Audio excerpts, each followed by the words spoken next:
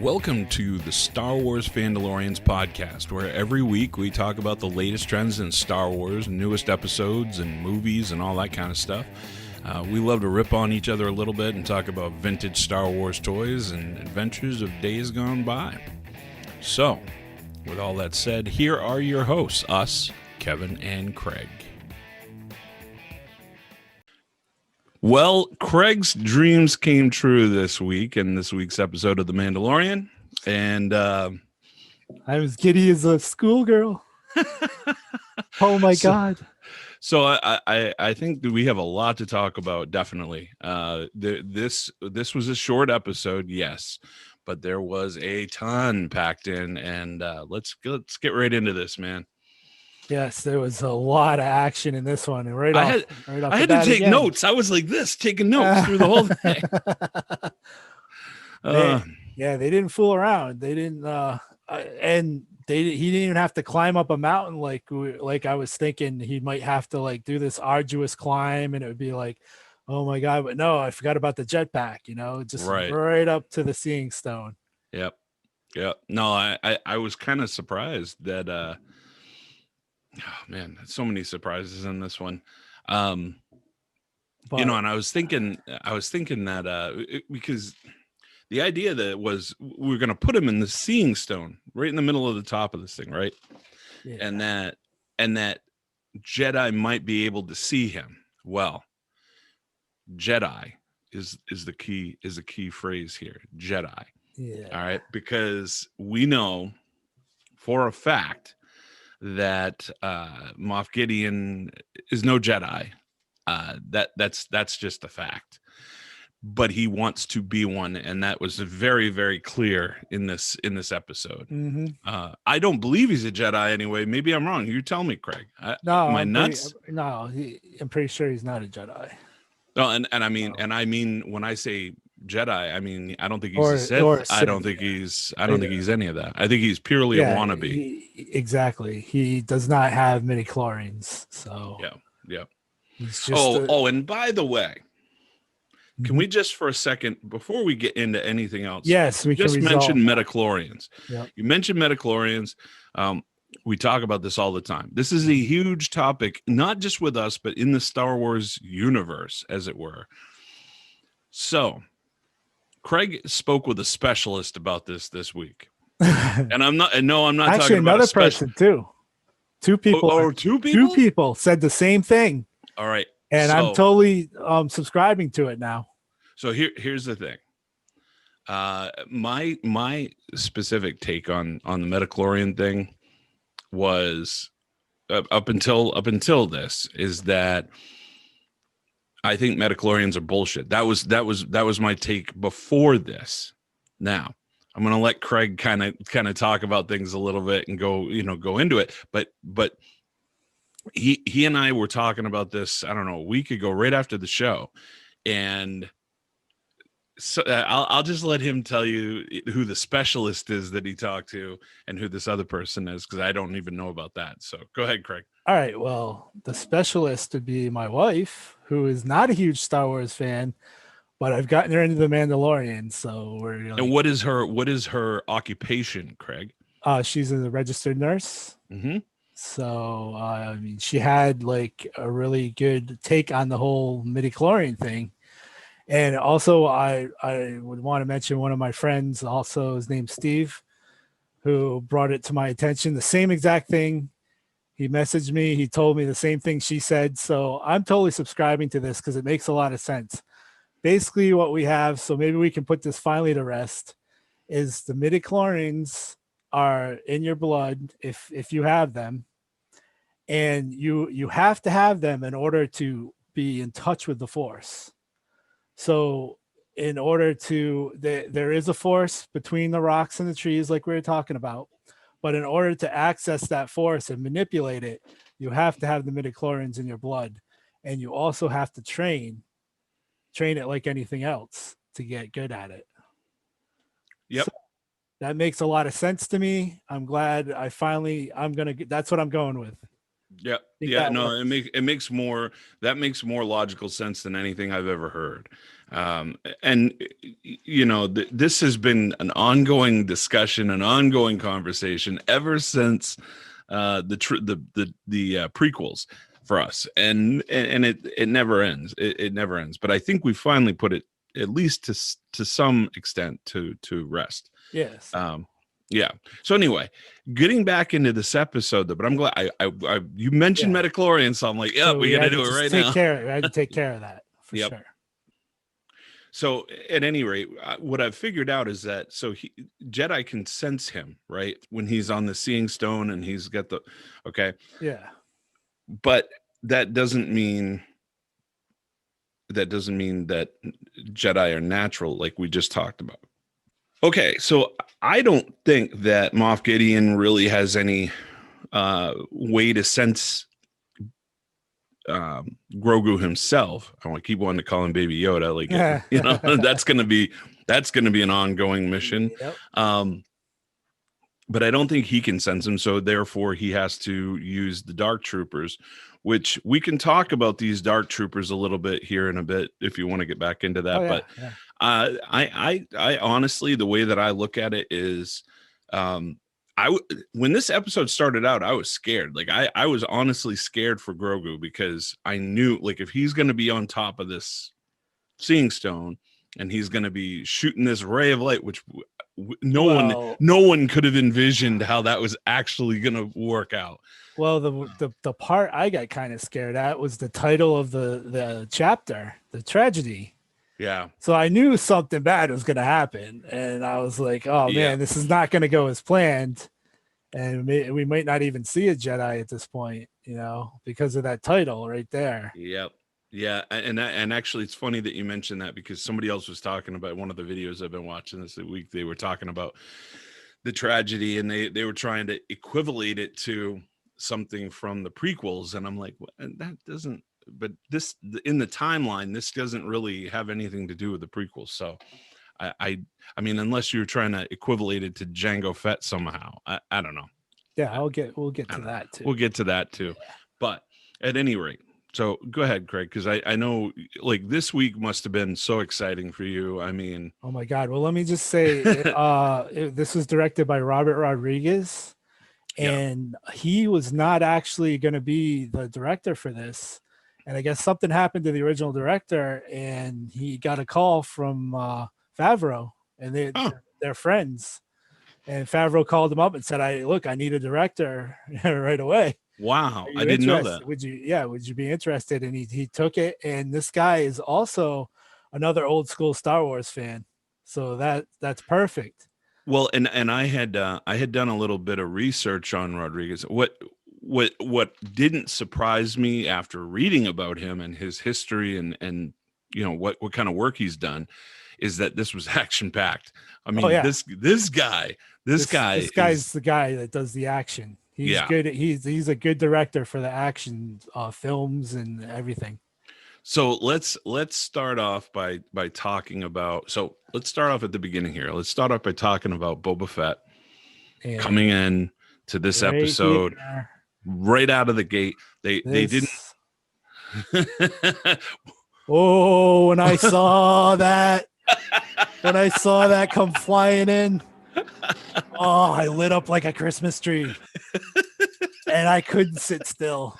I was just like, yes, it's so ecstatic.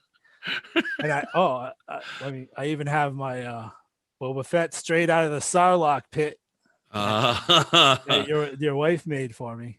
Yeah, she's quite the t-shirt maker. She's I like that. That's awesome too.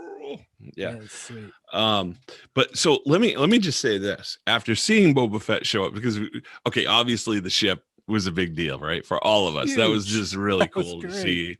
For vintage Star Wars fans, yep, it was like, oh yeah, yes, finally see Slave One in all its glory again. I was really shocked to see that entrance the way that they did. It was just bam, right in your face, right out of the gate. I'm like, whoa, okay.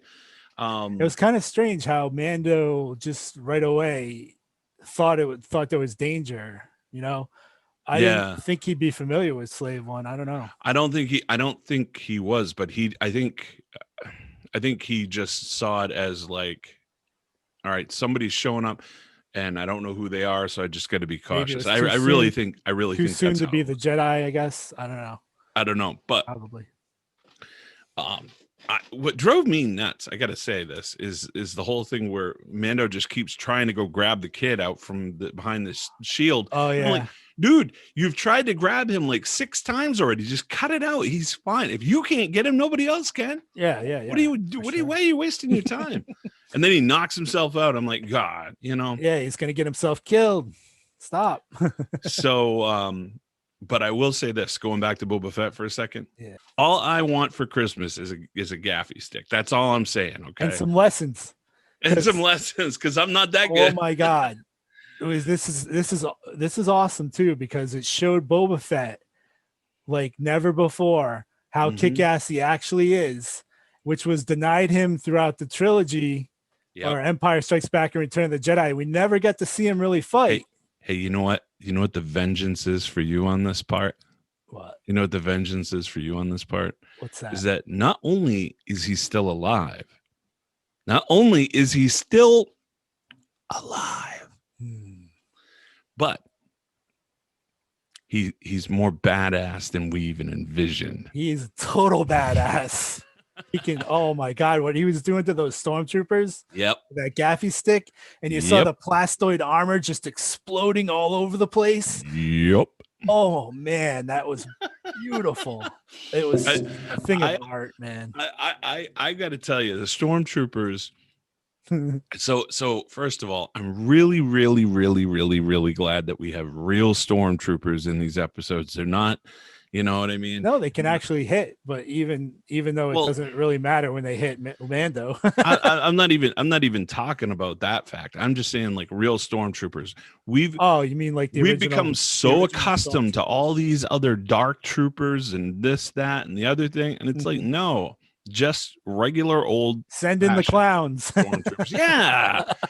And they really are, man, because there was one part in there, I forget what the guy said, but he said something, then the other guy ducked, and then it's like the command, was it with the commander? Yeah. The commanders have those orange shoulder pads, and so I guess there was the commander of the squad, and he was telling the other stormtrooper, he's like, fire, get up there, or something like that, and the guy didn't want to go, and as soon as he peeked his head around, he got blown away. It was just like great. I mean, it's so typical for stormtroopers. It was great. I loved it. I loved every second of it. Oh man, and how about there were so many throwbacks again to old school Star Wars. Like the E-Web cannon. Oh yeah. The blaster that they also used in Hoth. And they used it in the last episode at the beginning, the last episode of the season 1. That's right. Yeah, with Moff Gideon there. Yep. It's actually, they have to use the big generator, the big battery generator to power it. Yep. That thing's nasty. I was a little surprised that they dropped that E-Web right in the middle of that field like that, and they had it up and running that quick. But I'm sure they're trained to do that over and over again. You trying to tell me that stormtroopers are trained killers? Well, they're trained in setting things up, I guess. They spent all that time so we can knock it down instead of at the target at the range. Yeah, pretty much. So, or how about so we got Fennec Shand. Yes, Fennec Shand, the cybernetic woman, sniper assassin, notorious sniper assassin. Yep, he's a really good shot. And she shouldn't be alive though, man. I mean, if it wasn't for Boba Fett, she would be dead as a doornail. And I'm still trying to figure out how. So he saved her. The question is, why did he save her, and how did he magically come up with these cybernetic parts and get her? I don't know. There's a little bit of like, we need some story there. That's fine. When she revealed all those parts moving around in her abdomen, it was just like, Wow, that's pretty complex to be able to do that. I don't know if Boba did it or he brought her to somebody that could do that. Yeah, because we're not talking about a hand here. No, this We're is talking like about your guts. right. So So I mean, cybernetic guts. that was a lot, Yeah. that's a lot to do. And you need someone who'd be like really like have a doctorate in like technology and robo technology or something or Yeah. drug. It's like crazy. Yep. So yeah, that I was surprised to see that, but it's cool that they have her still alive. Well, She's a badass. I like her. the other thing is that so when they with all of this, they brought back Tamara Morrison, Yes, the guy who played Jango Fett and that's awesome. to That's be Boba huge. Fett. I think this the way that they're handling this, and I really should say the way Favreau is handling this, because it's him who's going, Yeah. I want this person to be that person. Oh, he's pulling all the strings for and sure. he's reusing characters from former episodes. He's reusing characters from Rebels. He's reusing characters from, and not just the character, but the person who played them. And I think that says a lot about Favreau. That says a lot about the hope that I have for Star Wars moving forward. Just a lot of things. But one thing I want to note, just a tiny little thing that I noticed. All right. So anybody knows, if you've ever watched a Western before, and not just a Western, I've even seen this in like a million other action type movies. Okay. If you're an action movie fan, you know what a three-way standoff is. And the whole thing, the whole scene with Mando and Boba Fett and Fennec Shand, that three-way standoff was awesome. That was incredibly done. And I loved how he was like, he's like, well, I have a sniper up on the hill, and then Mando's like, well, I'm wearing full Beskar. And like, well, I didn't say you were the target or something like that. I'm paraphrasing, but it was awesome. Three-way standoff. It was awesome. And then I don't know if you noticed it or not, but this is one of those subtle things, and this is why I was bringing this up. But there was a point. And again, this is all going back to, I know you're not a huge Western fan, but I have been. No, but I like these elements in here. They're really growing on me. I think they're doing it very well. I so love it, right down to the fact that every time Mando walks, you can hear the spurs jingle. That there is nothing that made me crack up more last season than hearing that. But now this season, this is one of those little things, but it wasn't Mando, it was Boba Fett. When Boba Fett pulled out his pistol for the first time, and then actually not when he pulled it out, but when he was done like frying every stormtrooper in sight, he takes it, he does a spin with it, and then throws it down. I was like, that is so Old West, man. I just loved it. I was through the roof with that. RoboCop did that too. What's that? RoboCop did that too. Not a huge RoboCop. No, you're not. He's but he did. But you're right. He did. You're right. He did. I know. I it's so funny. Like everybody from the 80s loved RoboCop. I just never got into it. I don't know why. But so anyway. The second moment where I was like totally ecstatic was right before this. You see Boba Fett eyeing the Razor Crest, and he's looking over there, and he's like, I guess he sees the armor. So he's like, off screen. I guess he goes and gets it, and the next thing you know, he pops up and he's wearing his armor, and I was like, yes, yes, again. Oh my god, it was just like. Yeah, it was so cool. It really was amazing. But what I guess what I was concerned about again was as soon as he showed up, I'm like, okay, now we know, historically speaking, Boba Fett is kind of neutral. Yeah, he could go either way. Like, which way is he going to go here? Like he says, he owes allegiance to no man. Right. So is he gonna why would he team up with Mando? You're thinking, right? Well, at the beginning, I wasn't even thinking they were going to team up. At the beginning of this episode, I was thinking is he is he is he working on his own? Is he working for someone else? Where is this going? I was a little concerned at first, Yeah, but I mean, I thought he was at first. I'm like, well, he's just there to get his armor. that's And what I I'm like, thought. Yeah, yeah, but he mentioned that there is a huge that the bounty or Fennec, I think, maybe mentioned that the um the bounty on the kid's head had grown and they significantly. said something like you could buy like 10 suits of Mandalorian or 10 or 15 suits of Mandalorian armor, which is crazy. That's That's a insane. crazy amount of credits. Yep.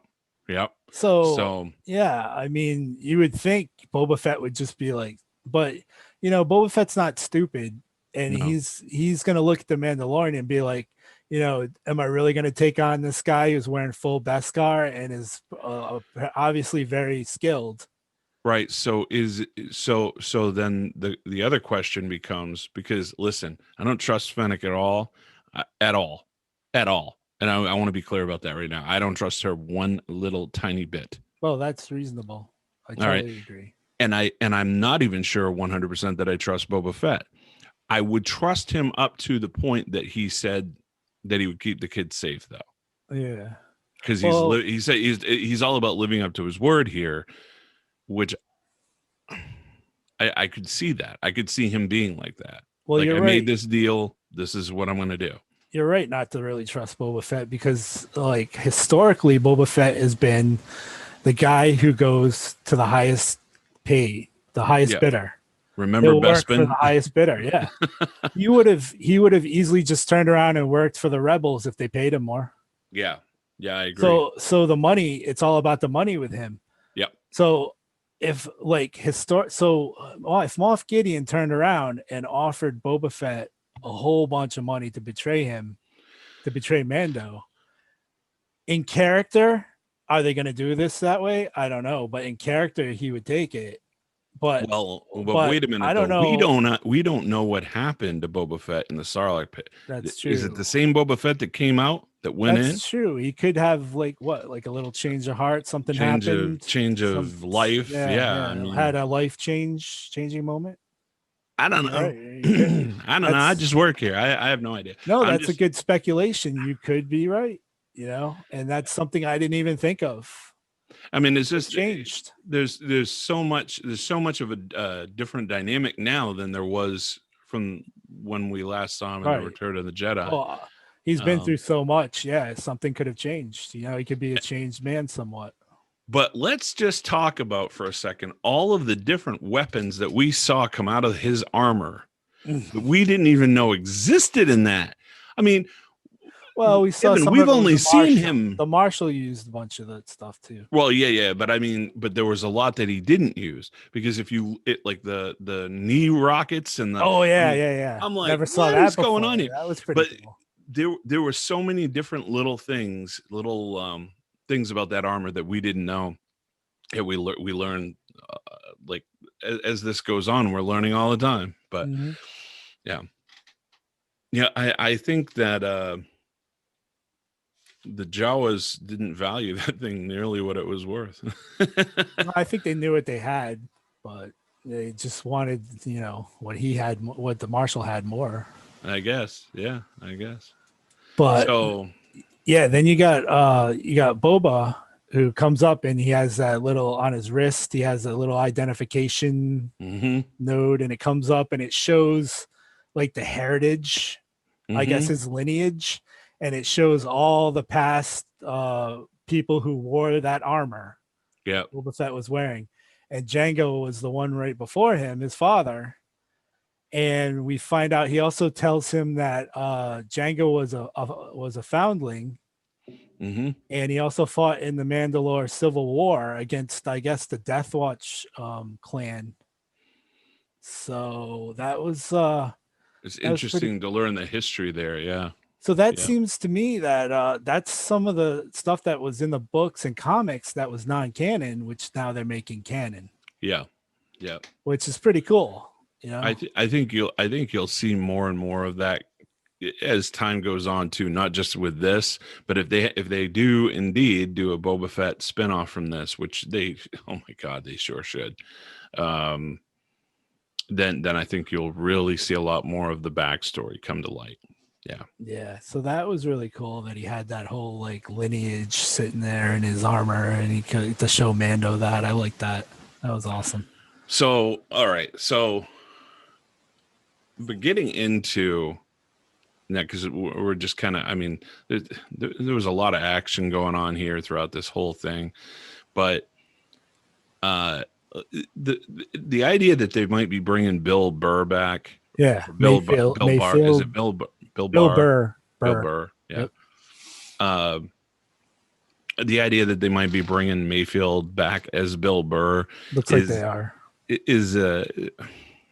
I don't see a whole lot of value there in that. I didn't really care for that character. I didn't really care for the episode, if I'm being honest. I mean, if I'm, and this is me personally, I know not everybody's going to feel this way at all, but I just didn't care for that episode at all. I really didn't feel like Bill Burr had a place there, and then it was just, I don't know, kind of, for me, it was just off.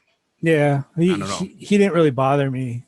Yeah, no, he didn't bother me. But it was just like, I didn't feel like that had any place in the storyline. Because if you remember that episode, or if you go back and watch it, like prior to that episode and after that episode, you never saw any of those characters again.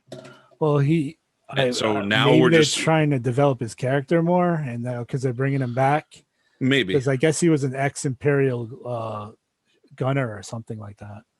Well, I understand. I mean, maybe that was the whole purpose of that episode, was to introduce those characters and then bring them back this year. I don't know. I just, I don't know. I wasn't a huge fan, but that's me. That's my complaint for the week, I guess, if I had one. My complaint is the 33-minute episode. Yeah, I know. And I think, again, and a lot of people, I'm hearing a lot. It's not just us, No, I'm hearing it all over the place. But what I'm hoping is that they're leading up to the ending of this season being longer. That's what I'm hoping. But I agree. Nice if they did a special like hour and a half. That's not going to happen. But you know what I mean. You listen. You just used the word special. No, you should never ever use the word special in relation to Star Wars. No, you should around the holidays ever. And I think that was brought up yet again the other day when Craig texted me out of the blue. What was it you said? You said, I'm sitting here. I don't remember any of this. Yeah, now we're going into the deep recesses of Craig's mind. But I'm gonna paraphrase when I say this. So he said something along the lines of, I'm sitting here watching the Star Wars holiday special with my son. And I was just like, why? All right, because he's probably going to cut this out of this episode altogether. I really should. Maybe nobody will ever see this dark footage. That's exactly what Lucas was hoping about the Star Wars. Oh yeah, that's hilarious. I mean, seriously, man, everybody's fallen. All right, in my defense, I looked up the stupid Ewok celebration song. Oh no! Because I wanted to play it for my 7-year-old. Okay. So I'm like, yeah, this is a fun song because it was at the end of that Boba Fett parody I had sent you, that Jay-Z Boba Fett song. Yeah. So I was like, all right, well, this is a fun song to show to my son. I think he'll get a kick out of it. So I showed him the video of all the Ewoks celebrating on Endor at the end when the Empire is brought down, and they're using the stormtrooper helmets as drums and everything like that. So he got a good kick out of that. But then all of a sudden, after that was over, it just went right into it, huh? Oh yeah, it went right into it. I couldn't find the remote. I'm looking everywhere. I'm like, and then he's like, he's actually getting into it. Well, he's 7. Well, he's 7. You know what I mean? Like, yeah, that's how we would have been at 7 too. In fact, it's so funny because everybody makes fun of the Star Wars Christmas special, holiday special. Everybody makes fun of it. Okay. But I'm here to tell you, I guarantee you, there was not one 7, 8, 9, 10-year-old at the time watching TV who didn't go, oh my God, Star Wars, this is awesome. Let's watch this. I guarantee it. I guarantee it. I must have watched it. I can imagine, but I have really no memory when I was watching it the other night. Well, let me ask you this. Do you I was have lost. any memories? Do you have any memories of like half of the corny episodes of TV shows we watched back in the 80s? Yeah, when I go to revisit some of these, I'm We like, blocked it what? out. Yeah, I'm like, this is goofy as hell. What was I thinking? that's so Like, true. what am I thinking? Why did I love this? I It's know. so Well, corny. It's so corny. just go back and watch any episode of the A Team ever, and you will understand what we're talking about here. It when it was on, we loved it. MacGyver, same thing, right? Yeah, yeah. You loved it when it was on. A Now you look team, back and you go, oh, A team, Dukes of Hazard. Oh my God, Dukes of Hazard oh, is so corny now. yep, yep, It's so bad. yep. I mean, I can't. I mean, we had, this is why we had a good childhood, though. We lived with all of this stuff, and it was just life. It was so simple, and it was so much simpler. So And in my now it defense, takes a lot more to impress us. Holy shit, yeah, you yeah. you better put on a show if you're going to impress Well, us. that's what happens when you get older. Unfortunately, you've seen it all, and you start getting cynical. And I don't know. Yeah. But going back to the holiday special, just to put this to rest, in my defense, I didn't watch the whole thing. I had to shut it off, and Jamie even lost interest in it after a while too. I don't know if I should bring this up because it's like a potential spoiler What do you mean? You mean for something for the coming up? Mandalorian. Yeah, Something you know? I found out some information. Yeah, If it's spoiler information, it's not. There's no exact details, but it's just something I'm pretty sure about. right? Well, everybody has a fair warning then. Actually, why don't we save that for the end? I'll make a note for myself, and then at the end I'll ask you, and if somebody wants to shut it off before that, they can shut it off before that, but I will remind myself to ask you about Luke at the end of this show. All right, sounds good. All right. So from where we are to where we want to go here, let's talk for a second, because now at this point in the episode, I think we can get to the point where the Dark Troopers come down and they take Grogu. Mm-hmm. Now, I heard Baby Yoda in my head. I'm gonna have a hard time with this for a long time, man. Long time. Yeah. So they come down and they snag the kid because it just so happens that the force shield goes away right before they show up. Of course. Now I don't know much about the Dark Troopers. I'll be honest. I don't know much about Dark Troopers, but I do know after a little reading that I did, because I love to do light reading about Dark Troopers in my day off. So this version that we saw in this episode was actually the same version that apparently they used in the Dark Forces video game. Oh yeah, or it was like a variation of that, but it was kind of the same character that you. There are different versions of Dark Troopers, yes. Which I know that's a real throwback. If I'm talking about Dark Forces, the video game. Yeah, that's going way back.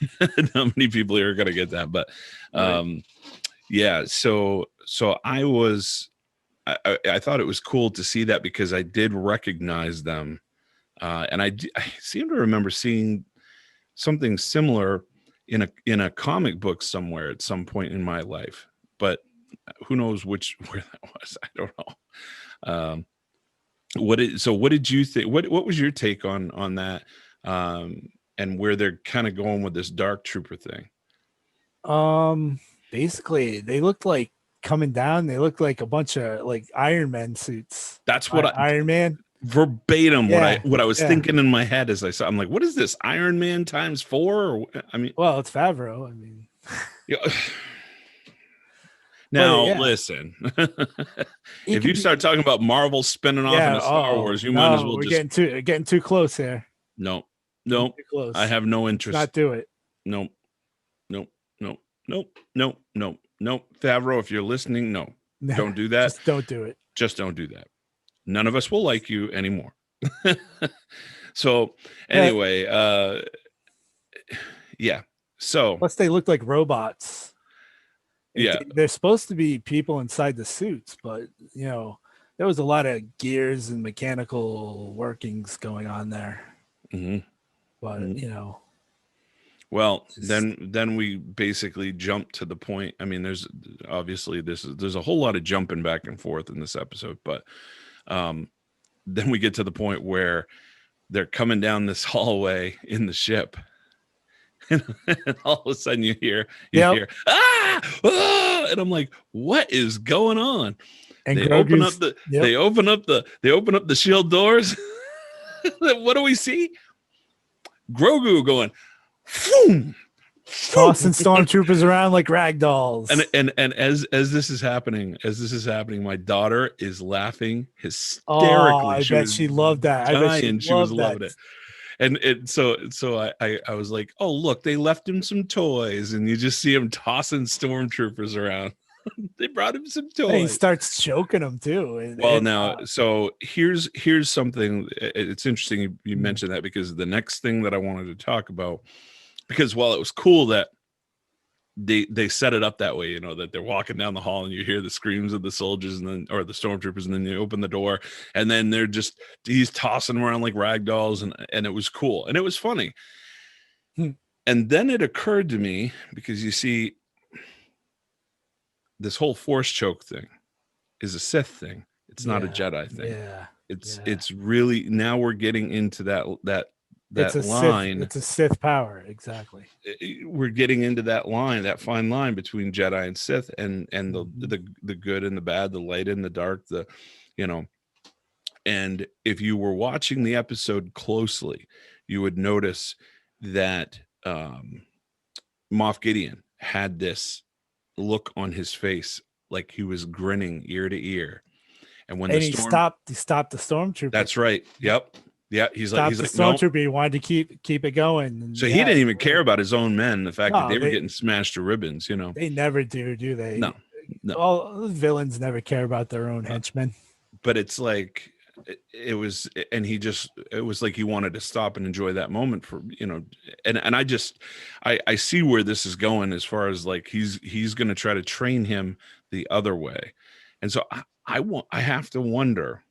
Well, that's if his experimentation and obtaining his blood doesn't kill him. True.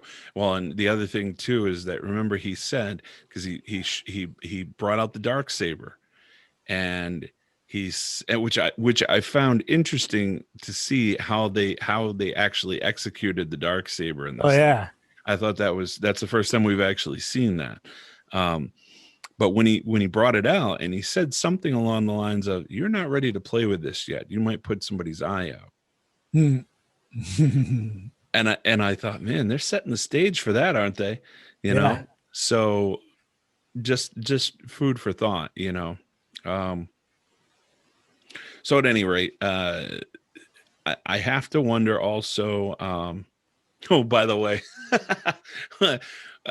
one thing I had to mention, because after this all happened, you see them stun Baby Yoda, and he's laying there on the floor. What do they have? But these tiny little shackles. Yeah. The tiniest little shackles you ever saw in your entire life.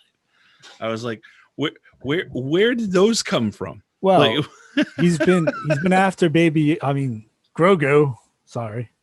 He's been after Grogu for a while here. He could have had them made, I'm sure. Yeah. I mean, it was kind of just it was a comical moment for me, though, to see these tiny little glowing baby shackles. Yeah, that was pretty funny. What is up with that, man? So adorable. Yeah.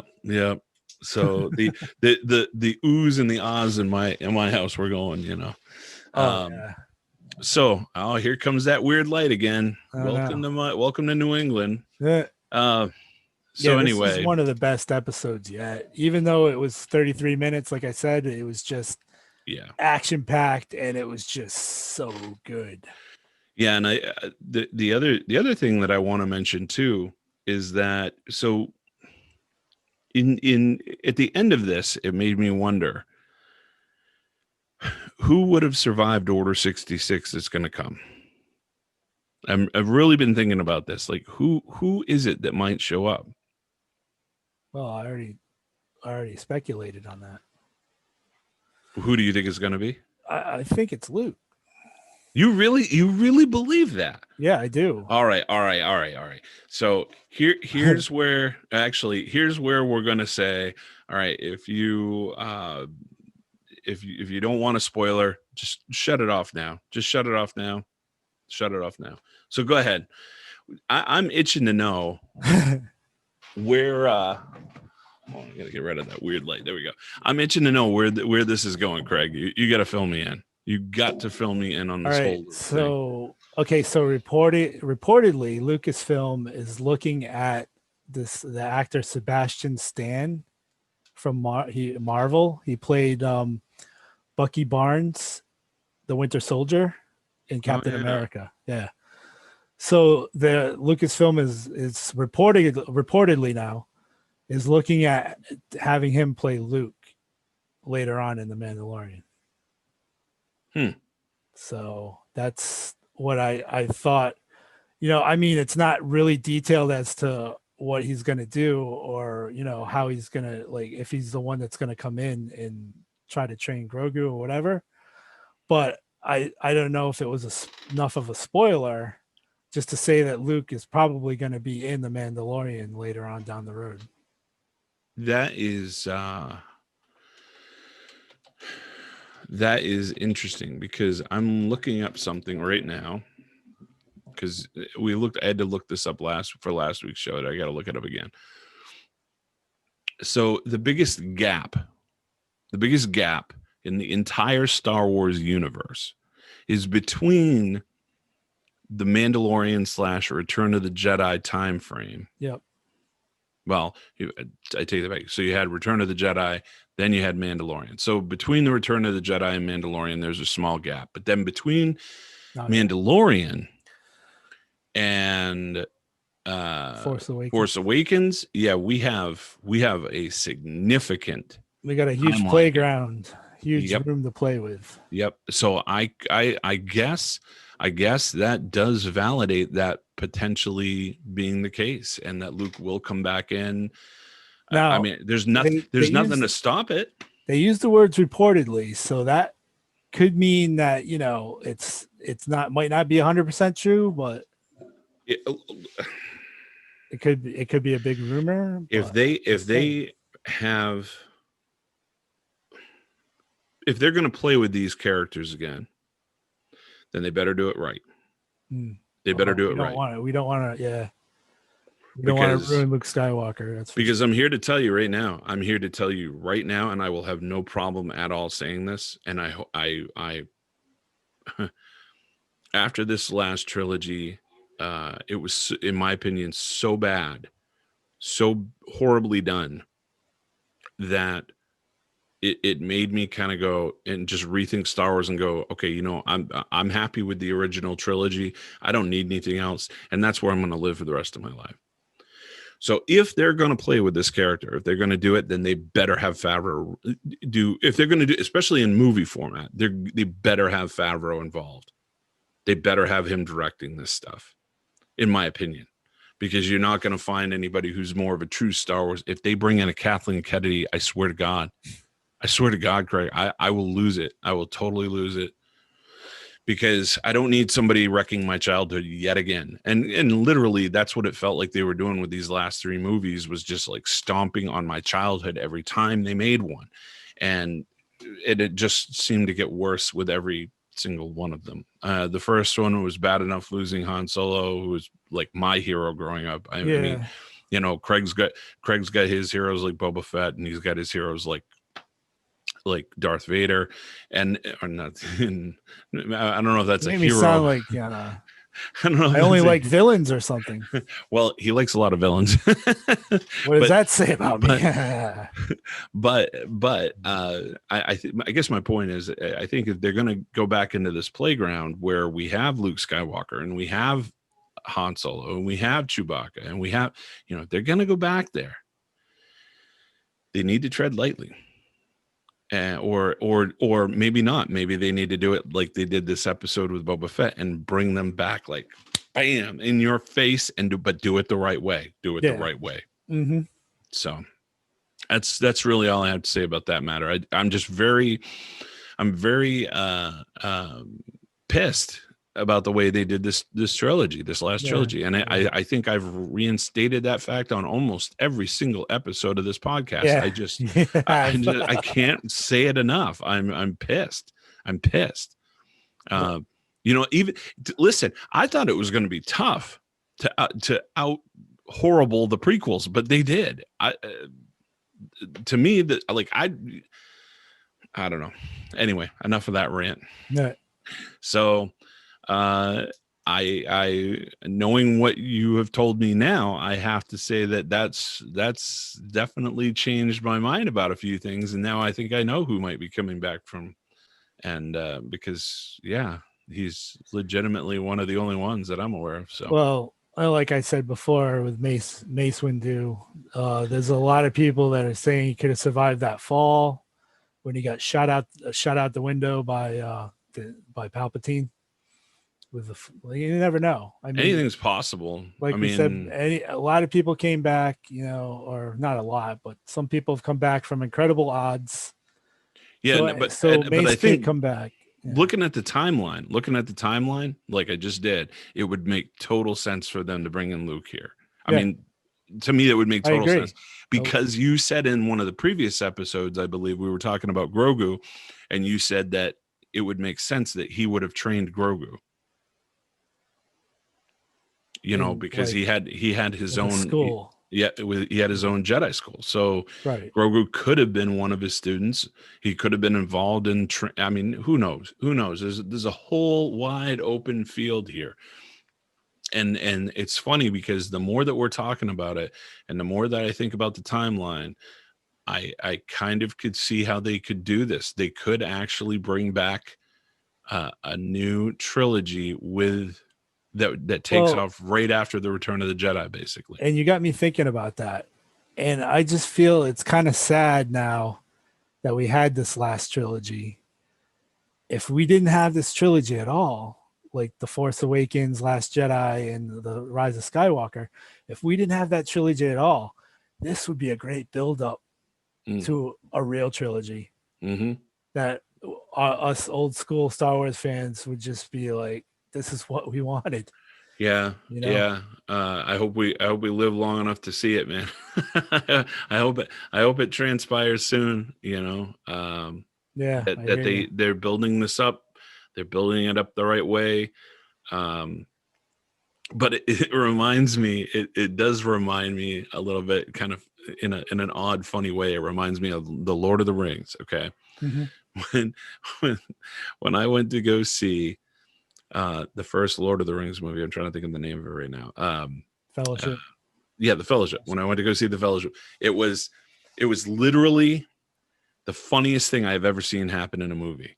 So I sit down with my buddy and we're getting ready to watch the movie, and this guy sits down behind us with his 7-year-old son who he brought to watch the movie. Which now, like, my 9-year-old daughter wouldn't handle that movie very well. But so he brings in his 7-year-old son. They sit down behind us, and before the music starts to come on where the movie's beginning, and then all of a sudden the guy looks at his 7-year-old son and he goes, "Okay, shut up. I've been waiting to see this since 1977." Wow. And I'm like, yep. I could see me saying that if they did another Star Wars trilogy that took off after the Return of the Jedi. Just shut up. Oh man, yeah. Shut up. Yeah, that's the word. You don't want anybody talking during one of those movies. Oh man, it's just so funny. Like, yeah. Yeah, this is like the trilogy that we've all been waiting for since 1987, 1988. Yeah. So anyway, all right. That's about all I wanted to say about this episode. I don't know if you've got anything else. No, I don't think. I think that kind of covers it for me. I'm looking forward to next week to see what they're gonna do. But is this supposed to be the last one of the season next week? No, there's 2 more. There's 2 more episodes left. So there's chapter 15, which is on December 11th, and there's chapter 16, which is going to be on December 18th, right before Christmas. All right. What a Christmas present. At least we have 2 more. I thought it was just 1, but that's good. Yeah. Better. And what I'm kind of hoping, like I said before, is that they stretch them out, maybe make it more like an hour-long episode each one, give us a little more meat before they end this thing. Yeah. I think that would be awesome. I don't know what they're going to do. They can do whatever they want to do. I no idea. I have to, every week I have to remind myself, I have no control over this, and I have to trust in Favreau, which is, I would rather trust in him than a lot of these guys. So he's no Ryan, whatever. Don't say the name. I'm not going to say it. I'm not going to say it. So anyway, listen, thank you all for listening, watching. Wait a minute. Whoa. How dare you skip our trivia session? Oh no. Wow. Oh man. It's a tradition and you almost destroyed it. I gotta tell you. I forget that more often than I admit. So you just don't know. You just don't know how happy I am that you reminded me of that. So. Oh. So are we saying I'm horrible. I'm horrible. Do trivia anymore? No. I'm saying I'm horrible at it, and Craig's good at it. That's what I'm saying. So, you were. Although I am leading. No. I'm not leading now. What's the score now? It's 4-2, I think. 4-2. Yep, 4-2. That's right. 4-2, my lead. Yep. So I think I'll give you one first. Okay. Ready? I'm ready. Put on your Star Wars thinking hat. My thinking toque. All right. I think this might be another softball, but we'll see. You didn't get the softball last week. Yeah. All right, Here we go. What does Cloud City extract from the lower atmosphere of its host planet?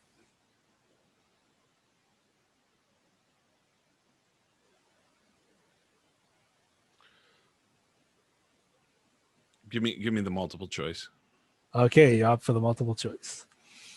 Okay, is it A, Tabana gas, B, Narala gas, C, Tuckerton gas, or D, Milvalik gas? B, final answer. Oh no. It was Tabana gas. Oh man. Yeah, I actually knew that one. Surprisingly. All right. I thought it was easy, kind of, but I guess that's because I already knew it. I did not know that at all. Maybe it wasn't easy. I don't study Wikipedia like you do. Holy crap. I don't do that. It's like Wikipedia, like get out of over there reading it it's light reading for him on a Saturday afternoon. Yeah, right. All right. I'll give you a good one. Okay. Which bounty hunter in The Empire Strikes Back, your favorite movie, is wearing an old costume from a Doctor Who episode? Oh my God. Now, do you want multiple choice, first of all? Because it's a bounty hunter in The Empire Strikes Back, and they're wearing a costume from an old Doctor Who episode. Well, this is a good trivia question. Mm-hmm. Bravo, I like it. Yeah, I'm probably gonna have to opt. I might as well. I'm ahead anyways. I might as well opt for the multiple choice. All right. So, is it Boba Fett, IG-88, Dengar, or Bosk? Wow, this is hard. I'll go with Dengar. Wrong. It was Bosk, wasn't it? Yes, it was Bosk. Oh, okay. Damn it. Look up the Doctor Who episode, The 10th Planet, to see a pilot dressed just like Bosk. That's pretty interesting. Yeah. I like it. That was a good one. I thought you would like that, because I know, like, I love the bounty hunters from The Empire Strikes Back in general. That whole group of them standing up there together was awesome. Bounty hunters, we don't need their scum. Yeah. And the guy's like, yes, sir. Thought that was pretty funny. Like, just answers them like, yes, sir. Oh man. Well, anyway, I think that's all for this week. That should do it for this week. Yep. Yes, sir. All right. Well, thank you again for watching, listening, whichever you chose to do. Remember to follow us on YouTube, subscribe to us on YouTube, and make sure you like us, like our videos over there. Even if you don't like us. Even if you don't like us. Just like and us. then if you if you don't have time to watch, you can always listen to us there, or you could listen to us on Spotify. You can find us under the Fandolorians.